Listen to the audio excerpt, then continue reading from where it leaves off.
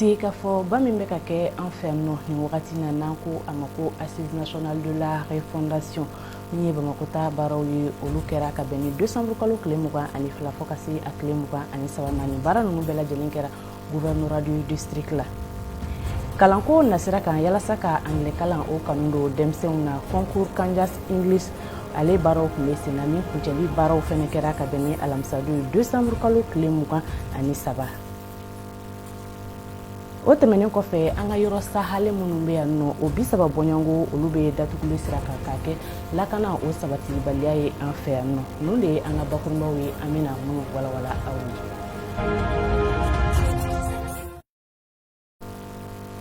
Foli tan kɛrɛnkɛrɛnnen an m'o kɛ ka ɲɛsin aw bɛɛ lajɛlen ma aw minnu b'a la k'an lajɛ Mali kɔnɔ ani Mali kɔ kan ani aw minnu b'a la k'an lamɛn radio émergence fiɲɛsira sanfɛ 91.5 aw bisimila an ka kunnafoni bulon kɔnɔna na bakurunbaw olu tɛmɛnen kɔfɛ an bɛ tɛmɛ ni an ka kunnafoniyaw ye i n'a fɔ n bɔra k'a fɔ ɲɛna cogoya min na lajɛraba min bɛ sen na an fɛ yan nɔ n'an k'a ma ko Assise nationale de la refondation ni ye Bamakɔ kɔnɔta baaraw ye olu kɛra ka bɛn ni décembre kalo ale tile 22 fo ka taga se a tile 23 ma ni baara kofɔlen ninnu kɛra gouverneur du district la a lajɛrɛ kɛnɛ kan min ye El Hadji Bamusa Touré ni ale ye Assise nationale de la refondation au point focal ye ale tun bɛ yen nɔ fo ka taga se gouverneur ale maaba caman ma M7 TV tɔgɔ la Umar Koyita an k'ale ka sɔrɔlenw lajɛ.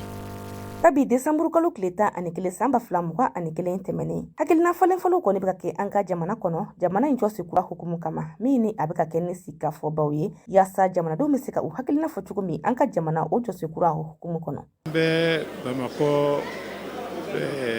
an b'a fɔ ma ko mɔgɔkɔrɔbaw ka so commune 4 la an tilala kɔrɔfɔ minnu na o kɛra Bamakɔ commune 6 kɔnɔ an tilala o kɔrɔfɔw la a kɔrɔfɔ bɛɛ ye jamana bɛ se k'a yɛrɛ sɔrɔ cogo di fɛn mɔgɔ wɛrɛ ka na an dɛmɛ fo malidenw yɛrɛ de k'u yɛrɛ dɛmɛ fɔlɔ dɛ donc o de la an y'a kɛ commune kɔnɔ bi an bɛ Bamakɔ yɛrɛ gun de hukumu kɔnɔ kabini commune kɔnɔ dugutigiw bɛ yen dugu mɔgɔbaw bɛɛ lajɛlen fɛn fɛn da kan ka don a la sababu dɔ fɛ bɛɛ ye i sen bɔ i kɔnɔkɔrɔ ka taa i fɛla fɔ. Tile fila bɔɲɔgɔnko kɔnɔ fɛn min ye marabolo saw ye o baaraw kɔni kɛra hakilina bolila fɛn minnu kan o bɛ tali kɛ lakana ale sabatili kan an ka jamana fantan a 4 bɛɛ fɛ fo ka taa se yuruguyurugu o kɛlɛli ma ka bɔ an ka jamana kɔnɔ furugufurugu ale bɛ se ka dɔgɔya cogo min an ka jamana kɔnɔ fo ka taa se kalan ɲuman o na se ka sɔrɔ cogo min kalandenw fɛ an ka jamana kɔnɔ kuma kɛra fɔne an ka jamana tugɔnakɛw olu ka lahalaw kan fo ka taa se kɛlɛ kɛra sababu ye ka maa minnu bɔ u sigiyɔrɔw la ani yɛlɛma donni politikiko o bunakun kan fo ka taa se an ka forobacaw o bunakun kan ani kalafili ɲuman ani kalafili jɛlen o na se ka labɛn cogo min an ka jamana kɔnɔ ka sanga ni gɛlɛya minnu bɛ jamana kɔnɔ ni waati in na jamanaden caman kɔni hakilinaw di minnu na kɛ fɛɛrɛw ye ni ka an ka jamana bɔ gɛlɛyaw la hali minnu bɛ an ka jamana kɔ kan kɛrɛnkɛrɛnnen ni o bɛ tali kɛ tungarankew kan olu bɛɛ kɔni u hakilinaw di ka sanga ni sika fɔ n ye. Ne mana politiki tɔn tɔgɔ la ne mana association tɔgɔ la ne nana n ye jamanaden de ne ye citoyen de ye ne nana o ko de la ne nana o ko de la mana ko wɛrɛ la nana jamana ko de la parce que n'i y'a ye an nana jamana ko la jamana in dafirila a mɛnna ko Mali tɛ bin tiɲɛ t'a la dɛ Mali binna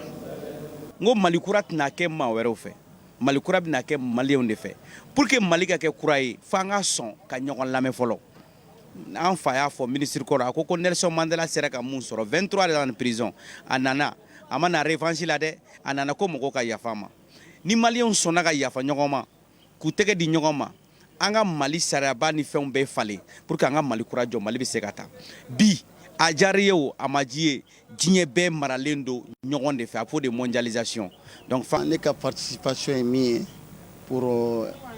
ka denmisɛnninw k'u datugu ni français b'a fɔ ko encadrer i y'a faamu la k'u datugu u ka fili u ka fili ninnu k'olu bɔ yen nɔ n'u b'a fɔ ko corriger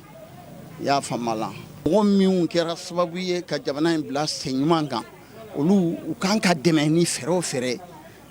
n kan k'o fɛɛrɛ kɛ munna ala yɛrɛ y'a ɲini fɛ fɔlɔ a fɔ man di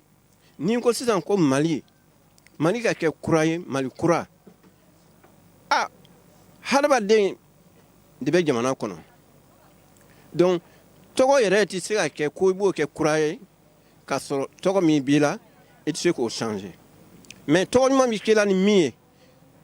tɔgɔ tɛ changer tɔgɔ b'a nɔ la mais i kɛwale de bɛ tɔgɔ kɛ fɛn ɲuman ye ni sikafɔ min ni a kɛra an ka jamana o jɔsikura hukumu kama min ye marabolow ta ye ni a kɛra an ka fabalaya Bamako kulu min sigira sikafɔ in ale labɛnniw kama o kulu fila in kɔni sera ka laɲini bina ni o bonyanko de ta ni sikafɔ in na jamana in jɔsikura hukumu kama alibi an bɛ to Assise nationale de la refondation o kunnafoniyaw kɔnɔna na an ka kunnafoni na Umar Koyita ale y'a ka kuma galama tɛmɛ Dr Abdoulaye Salla ni ale ye maa ye min ka baara ɲɛsinnen bɛ Assise koɲɛw ɲɛnabɔli ma Bamako kɔnɔna na. Assise in tɛ fɛn wɛrɛ an bɛ kuma min na sisan n'a ka di mun ye i ka na kuma Maliko kan donc kuma kɛra an bɛ se k'a fɔ bɔlɔn 13 de kan donc o bɔlɔn 13 bɛ taa fanga façon jumɛn kan sigi an ka jamana kɔnɔ fo ka taa mara cogo jumɛn kan ka sigi an ka jamana in kɔnɔ pour que an bɛ gɛlɛya mun kɔnɔ an bɛ se ka bɔ o kɔnɔ ayiwa cɛ ni muso dun bɛ yan denmisɛnnin ni makɔrɔba dun bɛ yan. Ayiwa thème minnu tun sigira a bɛɛ fɔra yamari dira bɛɛ ma ni fɛn o fɛn b'i kɔnɔ n'a ye degun ye wala n'a ye hakilata ye i ka poser donc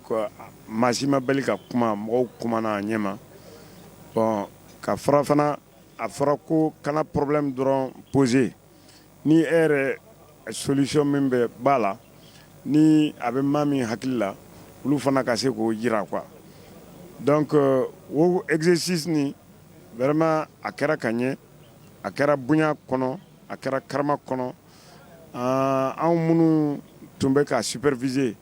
an kɔni y'a ye k'a fɔ ko jama bɔra k'a fɔ ko kumaw fana caman fɛra idée caman de fɔra degun fɛn o fɛn bɛ maliyɛnw na o bɛɛ fɔra solution fana minnu ka kan ka kɛ pour que ka olu furakɛ olu caman fɔra bon en tout cas Bamako niveau la n bɛ se k'a fɔ ko Bamakokaw u ye idée caman fɔ u ye suggestion caman fɔ bon a phase laban o ye phase nationale ye bon donc ninnu fana rapport ninnu bɛɛ bɛ yɛlɛn ka taa sanfɛ quoi ka Bamakokaw bɛɛ fɔ mɔgɔw bɔra bon jamana u y'a jira k'a fɔ ko jamana ko mɔgɔw ko tɛ ko an bɛɛ ko de dɔn quoi ko jamana ko de dɔn quoi mɔgɔw wulila k'i jɔ bon dɔw tora fo ka su gan rapportw kɛra donc an b'a ɲini Ala fɛ nin sɛgɛn ni fɛn o fɛn kɛra a kana kɛ fu ye quoi. Assise nationale de la refondation kunnafoniya ninnu bɛ taa n'an ye an ka marabolo kɔnɔnaw na Fatumata Traoré ale ka wulikajɔ n'a ka cɛsiri ye kunnafoniya minnu sɔrɔ marabolo kɔnɔna na an ka olu lajɛ. A y'aw bisimila an ka bi marabolo kɔnɔ kibaruw la Kayi mara la kɛrɛnkɛrɛnnenya la Bafulabe ale serikili la Mayina commune na dugu min bɛ ko Kungoto sifinnaka fo ka fara musolaka 120 bɔɲɔnko olu le kɔni ye kalanw sɔrɔ min kɛra nakɔsɛnɛ o baaraw ka sanga ni desanburu kalo tile 21 san 2021 nin kun de ye yaasa yiriwa kuntalajan o na se ka sabati yɔrɔ cogo min nin yɔrɔ kɔfɔlen na fo ka taa se baarako gɛlɛya o kɛlɛli la ka bɔ nin yɔrɔ kɔfɔlen na kalan min ni a bɛna kɛ tile 15 o bɔɲɔnko kɔnɔ a kɔni labɛnna kalankɛ yɔrɔ fɛ min bɛ wele ko centre de formation Sapronata sa ni ale bɛ Mayina ale ni baɲumankɛtɔ ADCP Mali olu ka tɛgɛ di ɲɔgɔn ma hukumu kɔnɔ Sekukaw fɛ kɛrɛnkɛrɛnnenya la san serikili la kodɔn baara min bɛ kɛ tilemafɛ sɛnɛ o hukumu kɔnɔ ni an bɛ o wele ko contre saison o baaraw kɔni mina kɛ ɲina san malo sɛnɛyɔrɔ la kɛrɛnkɛrɛnnenya la a tilebifɛ bolo fɛ ɲinanta in mina tali kɛ kari 1000 o bɔɲɔnko kan fo ka taa se malo sɛnɛna 2000 bɔɲɔnko kan kunnafoni in dira ka sanga ni desanburu kalo tile 21 san 2021 ni a dira Kɔripaso ale ɲɛmaa fɛ min kɔni kɛra u ka lajɛrɛ dɔ senfɛ ni a kɛra san ni tilemafɛ sɛnɛ o sumaw sɔrɔli o bɛna kɛ sababu ye yaasa ka dɛmɛ kɛ baloko o bunakun kan ka sanga ni samiya tɛmɛnen gɛlɛya minnu kɛra o kɔnɔ kɛrɛnkɛrɛnnenya o bɛ tali kɛ sanjiko gɛlɛya kan yaasa baloko dɛsɛ o na se ka kɛlɛ cogo min san ani a lamunu ka kunnafoniw kuncɛ an bɛ taa Bajankɛrɛ mara la suma tɔni 10 o bɔɲɔnko o de kɔni tara ni ka di Sonko dugudenw ma min ni a kɛra tarata don Desanburu kalo tile 21 san 2021 ni a kɛra Mopti Conseil Régional fɛ yaasa ka dɛmɛ don Songo o dugudenw ma kɛrɛnkɛrɛnnenya la maa minnu kɔni ye ɲangataw sɔrɔ ka sanga ni binkali wale min ni o kɔni tara ka dɔjɔlaw sɛgɛrɛ minnu kun bɛ ka bɔ Songo ni ka u kunda Bajankara kan ni a kɛra Desanburu kalo tile 3 san 2021 ka hakilina di k'a fɔ ko binkali wale min ni o kɔni kɛra sababu ye ni maa 33 olu kɔni nin tora a la. O bɛ dan sigi an ka bi marabolo kɔnɔ kibaruyaw la. Marabolo kunnafoniw bɛ taa n'an ye an ka jamana kɔ kan kunnafoniyaw la. Fatumata Jallo ale ka wulikajɔ ye kunnafoniya minnu sɔrɔ ka di an ma an y'olu lajɛ. Aw bisimila jamana kɔ kan kunnafoniyaw la. An b'a daminɛ ni Guinée ale jamana ye. Olu ka jamana kuntigi kɔrɔ ni ale kun ye fanga dafiri. N'o kɛra sababu ye a ye fanga ta. Ni ale Musa Dadis Camara ye. Ale seginna ka na Guinée jamana kɔnɔna na ka kɛ ni arabadon ye. Ɲininen no ɲangini mun kama o kɛra sababu ye a ye san 12 di kɛ jamana kɔ kan. Nga nalen a ka kuma kɔnɔna na a da sera mun ma kɛrɛnkɛrɛnnenya la o de ye waleya jugu mun kɛra Septembre kalo tile 28 san 2019 wagati. Ni ale yɛrɛ da donna o la a kɔni y'a yira k'a fɔ ko jamana kiritigɛ mɔgɔw mana fɛn fɛn kɛ ka ale bukɔ. N'an bɔra yen nɔ an b'an kunda Kongo jamana kan. Kunnafoni kɛnɛ dɔ min sigira sen kan alamsadu Desanburu kalo tile 23 san 2021 Kinshasa jamana kuntigi kɔrɔ Joseph Kabila ale ka avocat olu y'a yira k'a fɔ ko sɛgɛsɛgɛli minnu bɛ sen na ka ɲɛsin Joseph Kabila ma ka sanga ni fɛn min bɛ ani journaliste dɔw ni ɲɔgɔn cɛ ko olu si tɛ tiɲɛ. N'an bɔra yen nɔ an b'an kunda RDC jamana kan olu ka pankuru dɔ binna ka kɛɲɛ ni alamsadon Desanburu kalo tile 23 san 2021 n'o o kɛra sababu ye maa 5 olu de bɔnɛna u nin na. Ni waleya yɛrɛ ale kɛra Sambuda n'o bɛ tali kɛ Sud Kivu kan. A yirala k'a fɔ ko fiɲɛkolo minnu tun b'a la ka ci o de kɛra sababu ye ni avion in binna. An b'a kun cɛ ni Komor ale jamana ye olu fɛ yen ko coronavirus boloci o kɛra diyagoya ye. Sabula k'an bɛ don min na i ko bi a yirala k'a fɔ ko dɔ b'a la ka fara coronavirus banakisɛ kan. O de sen fɛ u ka jamana kuntigi Azali Asumani ale ye laseli dɔ kɛ arabado Desanburu kalo tile 22 san 2021 yaasa ka se ka kunnafoniw jɛnsɛ togo min na maaw bɛ se ka taa u bolo ci wa ko olu ka laɲini jan ni sa in bɛ ban ko 100 sara la jamana kɔnɔden 60 olu bolo ka se ka ci. Nin tun ye Fadi Talfi Maiga ale ka kɔrɔfɔ ye kɔ kan kunnafoniyaw kan o tɛmɛnen kɔfɛ an bɛ segin ka na an yɛrɛ fɛ yan nɔ Moribabukaw fɛ yen nɔ u ka misiri min bɛ yen n'a bɛ wele ko Al-Salam o trésorier ni o ye maa ye min ka baara o ɲɛsin bɛ misiri wariko kɔɲɔw ɲɛnabɔli ma ale kɔni ye misiri alimami o wele kan en na min kɛra sababu ye fɔ ka alimami yɛrɛ datugu kan en kɔnɔna na o de hukumu kɔnɔna na Moribabukaw kɔni a ye ɲugu caman wuli olu fɛ yen nɔ an ka kunnafoni na Yusuf Kolobali ale y'a ka kuma galama tɛmɛ o la an ka kɔrɔfɔw lamɛn. Musa dogo ka ale de kɛra an ka alimami sisan a waati ni sisan cɛ nin y'a san 30 ani kɔ ye Musa de y'an ka alimami a b'an seli ayiwa ala nana n'a ka n'a ye misiri nin baarala silamɛw fɛ ka ban an bɛɛ bolo farala ɲɔgɔn kan ka misiri jɔ ka ban ayiwa ala nana kɛ misiri sena ka bili ala nana mɔgɔ dɔ yɛlɛmɛ an fɛ yan a bɔra Jelibugu ka na yɛlɛmɛ an fɛ yan a ko ala ko ka d'a ye ko dɔnki a b'a fɛ ka misiri baara kɛ an y'a don misiri commission na ale ye misiri commission warala marala ye trésorier y'a ye a ko a bɛ i seko kɛ misiri ko la n'a sɛgɛnna waati min na a b'a bila ayi an tora misiri ko la ten fo ka taa misiri bili misiri kɛlen ka ɲɛ sɔrɔ kuma nana wuli ko k'an ka alimami wuli ka bɔ yen ko ko tɛ se ka kutuba kala bamanankan na ko ka bɔ yen an y'a duguduguma kumaw kɛ fo ka taa ɲininkaliw kɛ ko wajibi tɛ bamanankan ye kutuba la u y'u to la u y'a communication tigɛ an kama kan en na an taara kiri kɛ kan en na u y'an ta ka na tribunal la commune en na an y'o kiri kɛ ka u ban u nana misiri datugu misiri da nana yɛlɛ an nana jumaseli la u taara plainte k'a kan k'an nana misiri da kari ko ka don misiri kɔnɔ ko ka seli kɛ u y'a plainte k'an kan u y'a plainte k'an ka maa 7 de kan an ka alimamiba n'o ye Musa Dogo ka ye a n'a ka misiri welela a n'an ka jeunesse denmisɛnninw ka tɔn ɲɛmɔgɔ u nana plainte k'u kan an taara tribunal la kuna sini o 18 heures waati u y'a mɛlɛti k'u tigɛ la ka t'u déférer kaso n b'a la an kɔni an bɛ ɲinini kɛ faamaw fɛ fantan ɲumanw fɛ an bɛ ɲinini kɛ ala kama kira kama misiri diinako a ma se kɛlɛ la ani au conseil mɔgɔw yɛrɛ taara alimamiba fɛ yen ani au conseil président an taara alimamiba fɛ yen u taara alimamiba ɲininka alimamiba ko k'u nana kuma fɔ ale ɲɛna k'ale bolo ko misiri ye dugu ta ye parce que papier dɔw ŋanamuŋanamunen b'u bolo ko o dilanna ka d'u ma k'olu de ta ye misiri ye alimamiba fana ko n'o de don n'u ta ye misiri ye limami ka ale bolo mɔgɔ kelen ka misiri o tɛ kɛ juma misiri ye i y'a faamuya n'o don alimami ni alimami ye juma seli alimami ka yafa ɲini mɔgɔw fɛ ka bɔ misiri kɔnɔ ani misiri welela k'o fana kana misiri wele i y'a faamuya bon o conseil mɔgɔw nana o conseil mɔgɔw ko k'a tun man ka fɔ k'a da t'a la k'a da b'a la ko déjà que ale ye murabugu alimamiba ye bɛɛ ka bonya b'a yɔrɔ la k'ale tun man ka fɔ k'a da t'a la a bɛ ɲɛ cogo min na ale tun kan k'a dilan ten de k'ale tun man ka fɔ musa ka wuli ko musa ka wulili a déjà que a kɛra alimami ye papier de b'a la sariya de y'a sigi fo ni alimamiya tɛna ko tiɲɛ en tant que a ma alimamiya tɛna ko tiɲɛ a bɛ yen fo saya a tɛ wuli. I n'a fɔ n bɔra k'a fɔ ɲɛna bakurunba la cogoya min na concours Kandias English ale ye ɲɔgɔndan ye min bɛ ka kɛ anglais kalanko o kon kɔnɔna na yalasa kalandenw olu bɛ se ka anglais o ta bala cogoya min na ani ka anglais o ɲɛdɔn nin ɲɔgɔndan in kuncɛli baaraw olu kɛra ka bɛn ni alamisadon ye décembre kalo tile 23 a baaraw bɛɛ lajɛlen kɛra lycée Tamba Dumbuya la Kalabankorokaw fɛ yen nɔ M7 TV tɔgɔ la an ka Umu Jakite ale ka sɔrɔlenw lajɛ.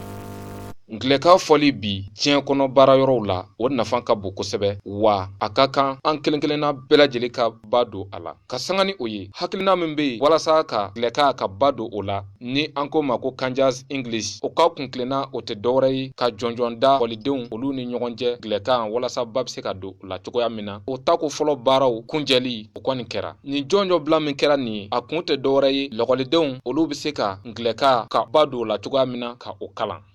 A diyara n ye kosɛbɛ barisa n'i y'a fɔ ko i bɛ ɲɔgɔndan kɛ lakɔlidenw ni ɲɔgɔn cɛ mun bɛ anglais-kan fɔ ɲɔgɔndan tɛ se ka taa ni lakɔlikaramɔgɔw tɛ donc o bonya tali ka d'an ma a diyara n ye kosɛbɛ barisa ne bɛ anglais-kan karamɔgɔw bɛɛ de représenter donc o la kɔni ne b'a fɔ n ko Kandia a ye da yɛrɛ de Congo quoi barisa an ka laɲini dɔ ye o ye barisa ka anglais-kan don ba la an bɛ se ka don ba la lakɔlikaramɔgɔw kan barisa n'i ko k'i ka nin ɲɔgɔndan ɲɔgɔn labɛn ni lakɔlikaramɔgɔ t'a la dɔrɔn kuma dɔ la n'a bɛ se ka kɛ kumakan min bɛ ne bolo o de ye k'a fɔ bi foyi tɛ se ka kɛ ni anglais-kan tɛ o la ne b'a ɲini denmisɛnninw bɛɛ fɛ u ka anglais-kan ɲini k'a dɔn ani u ka na caman ye ka nin ɲɔgɔndan in k'a ye nin ɲɔgɔndan in kɛ la barisa nin ɲɔgɔndan in sen fɛ u bɛ fɛn mun kɛ kilasi kɔnɔ olu de bɛ d'u ma donc a b'u dɛmɛ walasa u ka se ka u ka fɛn caman réviser an ka kumakan laban ye ka Kandia fo a n'a ka mɔgɔ tɔw bɛɛ a ka staffu ani kɛrɛnkɛrɛnnenya la ka n tɔɲɔgɔnw fo n ka jɛkulu kɔnɔna ɲɛmɔgɔ membre ka fara anglais-kan karamɔgɔw bɛɛ kan barisa u bɛɛ de ye n dɛmɛ n y'u wele dɔrɔn u bɛɛ nana n ka wele jaabi ne y'a fɔ n ko ayiwa n ko denbaya dira n ma dɛ ko ayi k'o tɛ baasi ye ni denbaya dira e ma ko a dira an bɛɛ ma donc an bɛ Kandia fo a n'a ka staffu bɛɛ k'a fɔ a ɲɛna fɛnɛ ko anglais-kan karamɔgɔw bɛ yen tɔgɔ la. Jaabi kɛcogo vraiment a ye wasa kɛ ne yɛrɛ ka jateminɛ na ani public fɛnɛ y'a apprécier k'a fɔ ko tiɲɛna jaabi kɛcogo ni a ɲɛna kosɛbɛ o de y'a to mɔgɔw m'o bɛɛ ye a kɛcogo ɲɛna yɛrɛ yɛrɛ la ni ala sɔnna tako filanan bɛ n'a k'a la ni édition fɔlɔ ye mais édition filanan bɛ n'a k'a la ni ala ye san wɛrɛ ta yira na an bɛ laseli kɛ mɔgɔw ye walasa ka se ka ɲɛ ka tɛmɛ nin kan n'ala sɔnna o tiɲɛ don a kalanbaga bɛ ka caya mɔgɔ caman bɛ min bɛ k'i intéressé a la sisan kosɛbɛ barisa kan min don kan ba de don kan mondial de don kan min mɔgɔ bɛɛ b'a fɔ a bɛ utiliser fɛn bɛɛ la n'i y'a lajɛ bi na baarakɛminɛ fɛnɛ de don hali n'i kɛra dɔgɔtɔrɔ ye n'i kɛra scientifique ye o i kɛra littéraire ye o anglais de bɛ kɛ ka baara kɛ hali ni i ye télécommande ta i bɛ taa sɔrɔ anw of discipline bɛ yen ça veut dire que matériel bɛɛ la ani fɛn bɛɛ lajɛlen na i bɛ taa sɔrɔ anglais de bɛ baara kɛ donc n'i y'a lajɛ chinois b'a fɔ anglais b'a fɔ arabu fɛnɛ bɛ anglais fɔ ni hakilina ɲuman bɔra maa min yɔrɔ ni o ye Kandia Tarawele ye a bɛ ɲɛfɔli kɛ. An ye nin ɲɔgɔndan in kɔni sigi sen kan anglais-kan na bi ka sababuya kɛ anglais kɔni kan ye kan min donnen don ba la diɲɛ fan 14 bɛɛ lajɛlen kɔnɔna na. O de kadara kɔnɔna na yaasa malidenw kana to kɔ anglais-kan yɛrɛ kalanni na an bɛ se ka an yɛrɛ ye anglais kan ko la kɔni na diɲɛ fan 14 fɛ. O de hukumu kɔnɔna na kɔni an ye nin ɲɔgɔndan in kɔni sigi sen kan Mali kɔnɔna na ka Mali lakɔlidenw sanfɛ kalanso ni duguma kalanso u bɛɛ sen bɛ se ka don a kalan na cogoya min na. Ni jɔnjɔnda in o kɔni kuncɛra ni jaabi ye jaabi min ni o tun bɛ ka kɛ cɛbɔw olu fɛ ani lajali taara ka ɲɛsin u ma fɔ ka taa se attestation. Ni jɔnjɔda kuncɛ in o kɛra sababu ye ka maa 2 ka o ta ka bɔ tɔ ninnu olu cɛla mun bɛ tali kɛ Baji Jaw kilasi 11nan fɔ ka taa se Karamu Kamara kilasi 12nan. Hakilina jiginna ni jɔnjɔ kofɔlen daminɛ kuma a kun bɛ taa i jɔ maa 13 o bɔɲɔngo la nka maa 4 olu sera ka na a kuncɛli o la o ye finali ye. A kɛnɛ kan u ma da jɔnjɔnda in o dɔrɔn ma u ye maaw layɛlɛ kɛnɛ kan fɔ ka taa se an ka seko ni dɔnko o tigilamaw olu kun bɛ kɛnɛ kan ni an ko ma ko prestation des artistes minnu ni u ye ɲɛfɔli kɛ bina lɔgɔlidenw ka taabolo kan ni o ye poésie ye. An bɛ a fɔ Ala ka siɲɛ wɛrɛ ka o yira an na. Umu jagitigɛ nin kunnafoni tɛmɛnen kɔfɛ an bɛ tɛmɛ ni an ka bakurunba laban ye. A bɛ san damadɔ bɔ lakana o sabatilen tɛ an ka jamana kɔnɔ min bɛna kɛ sababu ye an ka yɔrɔ sahalen 30 bɔɲɔngo olu bɛ datuguli sira kan. O ye yɔrɔw ye dunanw bɛ na ka taa u ɲɛ da yɔrɔ minnu kan min fana bɛ kɛ sababu ye ka nafaba ladon an ka jamana o kun. Ni hukumu kɔnɔna na an ka kunnafoni na Seku Kulubali ale ye munumunu salo kɛ ni yɔrɔ ninnu mana datugu a kɔlɔlɔ bɛna kɛ jumɛn ye an ka Seku ka kɔrɔfɔ lamɛn.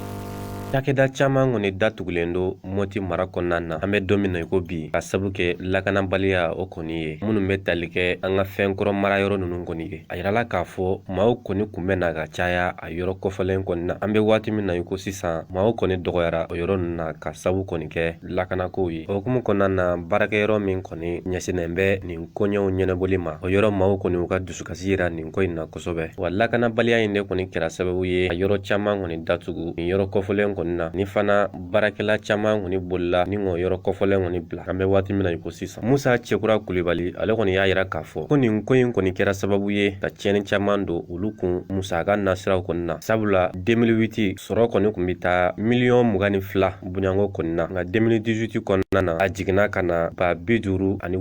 o kɔni na a jiginna $57 ka taa $54 bonyango kɔni na 2020 kɔnɔna na ani $44 2021 kɔnɔna na. Yirala k'a fɔ lakanabaliya in kɔni ye tiɲɛ caman don maaw kun. Kɛrɛnkɛrɛnyana Bajangara mara kɔnɔna na maaw bolomafɛnw caman kɔni cɛnna. O min sɛbɛntiyara Bajangara mara ɲɛmɔgɔ olu yɛrɛ kɔni fɛ. Seku Kulibali ka min kɔrɔfɔ de bɛ an ka bi juma kunnafoniyaw kuncɛ an sera ka minnu sɔrɔ k'olu walawala ka di aw ma. An b'aw fo aw ka lajɛli ko ɲuman na su hɛra Ala k'o di ne ni aw bɛɛ lajɛlen ma.